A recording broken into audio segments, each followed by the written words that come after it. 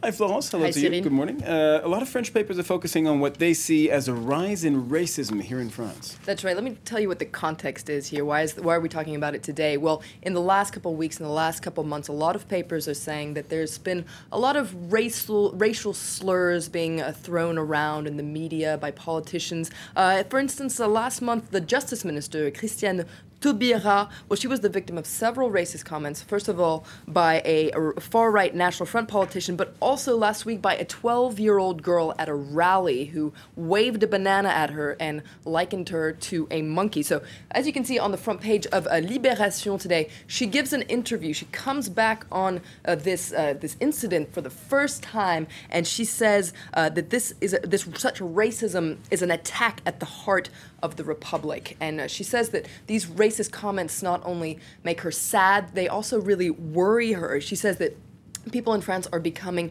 uninhibited, and she says, why are people lashing out? Well, a lot of people on the right were really upset about the fact that she had really championed the legalization of gay marriage here in France, but she also says that the very root of the problem is in fact the rise of the far right National Front Party, because of the fact that this party has become so banal, as she says. Well, people feel comfortable about becoming perhaps a little bit more racist. They don't feel xenophobic attitudes. Absolutely. They don't feel so worried about maybe keeping their comments in check. Now, Libération, in their editorial, also say that politicians are to blame for such disgraceful comments being thrown around. So there's the National Front, of course, but also, according to Libération, the opposition UMP party. According to Libération, the fact that it's so unabashedly taken a swing to the right, well, that's a lot of people feel like that gives them the right to, not be so careful about what they're saying anymore.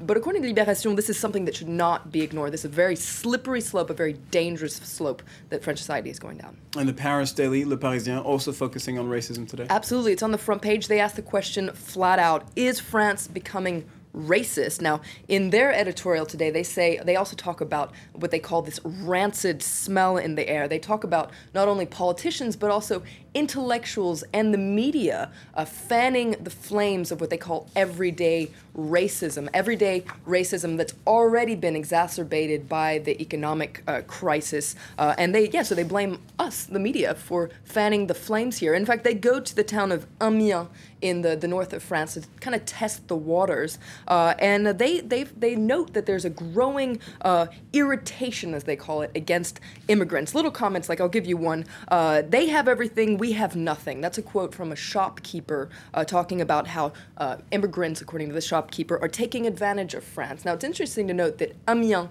in Amiens, the National Front got 16.5% of votes in the first round of the presidential election. But Le Parisien says they could do very, very, very much better in the upcoming municipal elections, as other towns around France as well.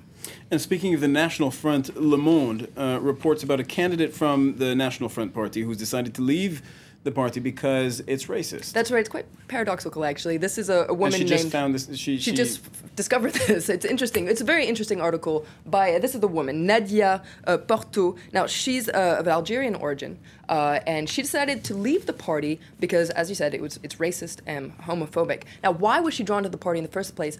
Well, because of Marine Le Pen, the leader of the National Front Party, who's tried to clean up the image of the National Front Party. And so she was drawn to that image of the National Front. But she says the reality of it, activists on the ground are very different. She said that there's a difference between the shop window and the back room in the shop. All right, and finally, France's most famous llama is in the press again. That's right, again. This is Serge the llama. Let me show you some photos of him on the computer. I thought we had seen the back of Serge the llama, but he's back. He's back. Why have we been talking about Serge? Well, last week, 5 kids in Bordeaux kidnapped him for a little bit. They got drunk and they took this llama from a circus, took him on a joyride on a tramway. You can see some photos that they tweeted during that night. Looks like it was quite a wild night. Now, the owner of the circus, originally, he tried to file a complaint against them, but there was this big movement on Facebook in support of what they called the Llama 5, so he withdrew his complaint against them. And since then, they've been back to visit Serge. You can read about it in Le Parisien. There's even a video of them being reunited with Serge the llama. And in fact, the owner of the circus thanked the 5 young kids because they actually, well, they brought publicity to his circus. Okay, I think if I were the owner, I probably would have filed a complaint too and kept it in there. Anyway, thank you very much. Florence Villino with the French Press Review. Thanks.